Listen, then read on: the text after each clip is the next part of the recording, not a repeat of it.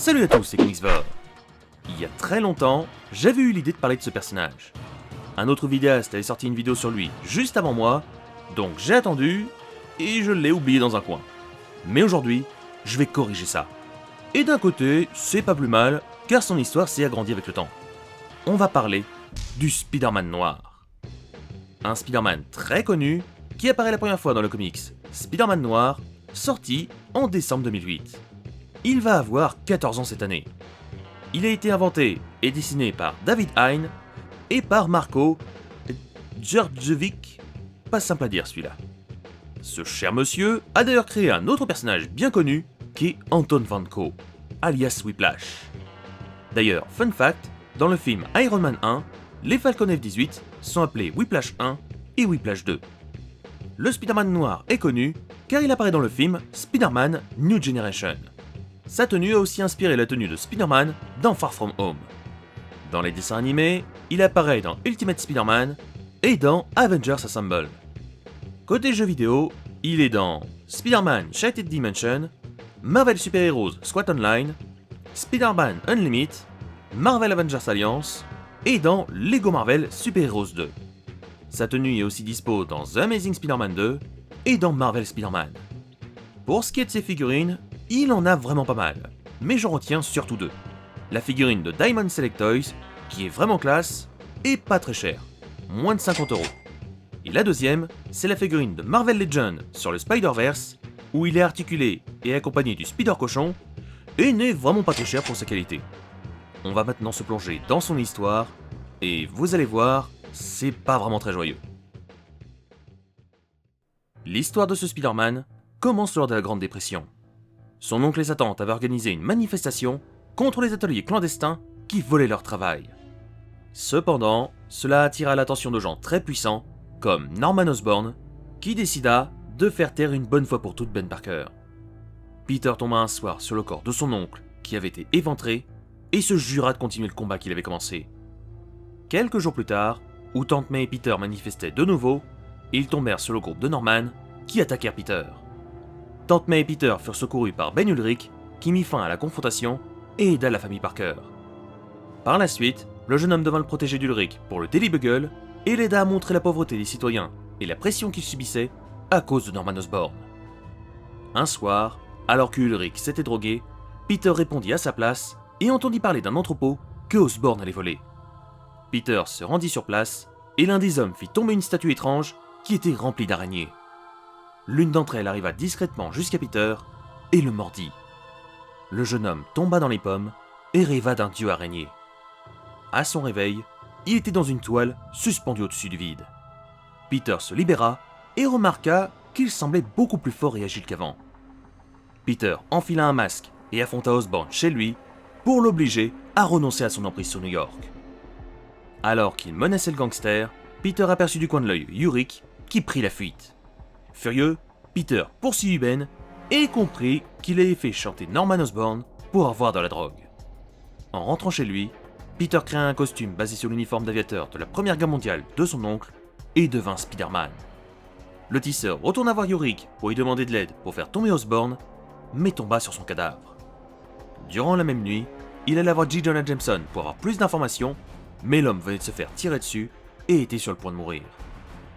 Après quelques recherches, Peter alla voir le corps de Jameson dans la morgue et comprit que ce n'était pas le corps de Jameson, mais le corps du caméléon qui avait pris son apparence.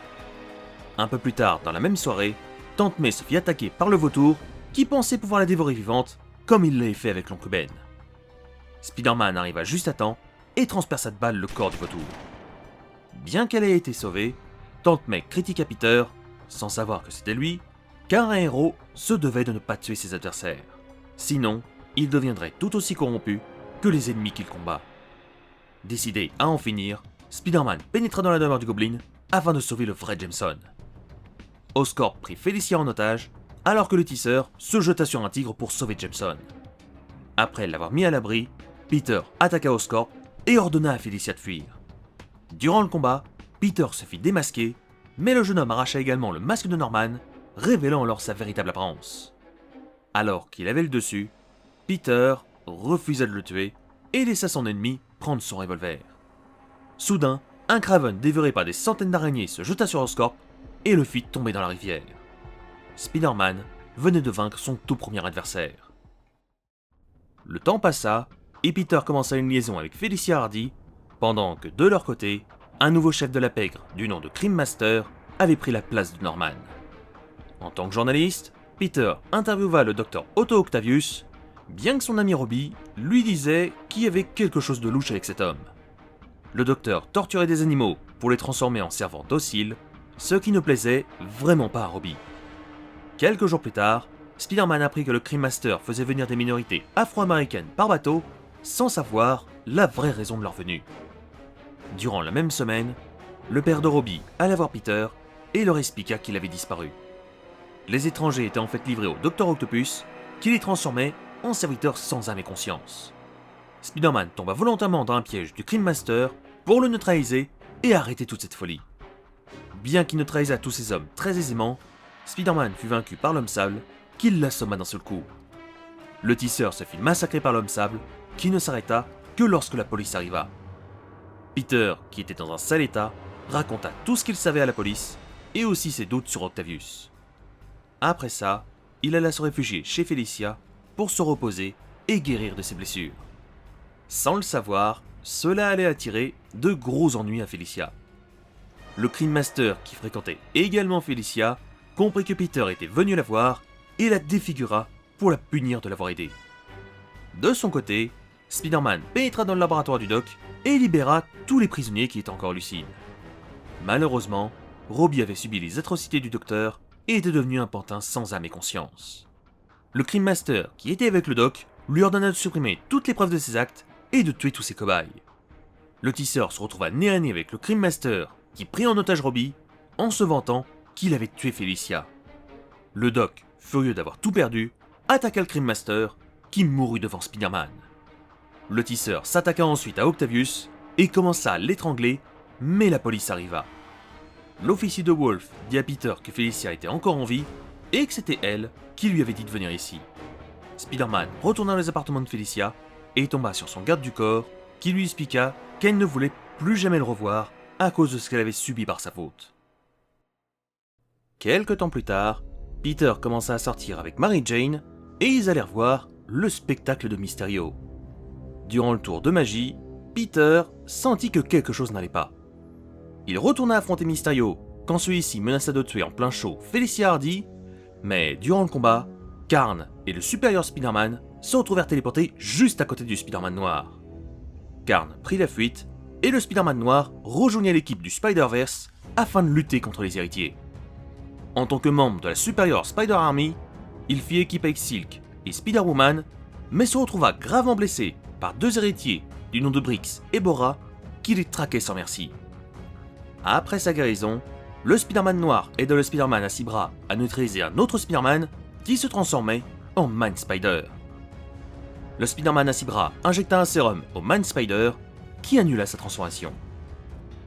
Bien plus tard, après la victoire sur les héritiers, le Spider-Man noir qui était retourné dans son monde fut interpellé par le Spider-Yuke alors qu'il venait tout juste de vaincre le Shocker. Le Spider-Man noir rejoindra les Web Warriors contre le Superior Octopus qui avait appris la technologie de clonage des héritiers dans le but de devenir immortel.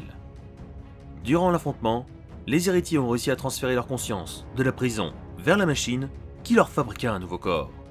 Morlun, qui était maintenant de retour, attrapa le Spider-Man noir qui, dans un acte héroïque, fit exploser la grenade à sa ceinture. Malheureusement, l'héritier avait survécu et le Spider-Man noir s'était sacrifié pour rien.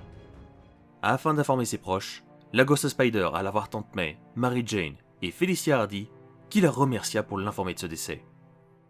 Mais ce n'était pas encore la fin pour le Spider-Man noir. Peter revint à la vie grâce au God Spider qui lui dit que sa mission n'était pas encore terminée. Plus tard, Miles Morales rencontra le Spider-Man noir pour s'emparer de la Spider-Idol afin de pouvoir réparer la toile du destin. Peter accepta et savait que si la Spider-Idol quittait son univers, il ne pourrait plus revenir à la vie. Et je m'arrête là dans son histoire. Il reste un tout dernier comics, sorti en 2020, où le Spider-Man noir partira à la recherche d'un mystérieux pendentif sur toute la planète et affrontera un Electro très particulier. Je ne vous spoil pas, Mais si vous aimez vraiment le personnage, je vous conseille vivement de lire Spider-Man Noir volume 2. Revenons sur les caractéristiques du Spider-Man Noir. Qu'est-ce qu'il a à offrir comparé aux autres Spider-Man? Pas grand chose en vrai. Il a la même force, la même vitesse, la même intelligence et la même résistance. Il n'y a que sa production d'énergie qui change légèrement, vu qu'il utilise des pistolets. Sinon, c'est une copie conforme du Spider-Man classique. À part qu'il porte un chapeau. De temps en temps. Bref. Un épisode du Spider-Verse qui m'avait beaucoup été demandé. J'espère que ça vous aura plu, et si c'est le cas, n'hésitez pas à lâcher un petit like, partager, et lâcher un petit com pour le référencement. Quant à moi, je vous laisse, et on se retrouve très bientôt pour une très grosse vidéo très spéciale sur un personnage cultissime de l'univers de Marvel. À la prochaine les Comicsvores.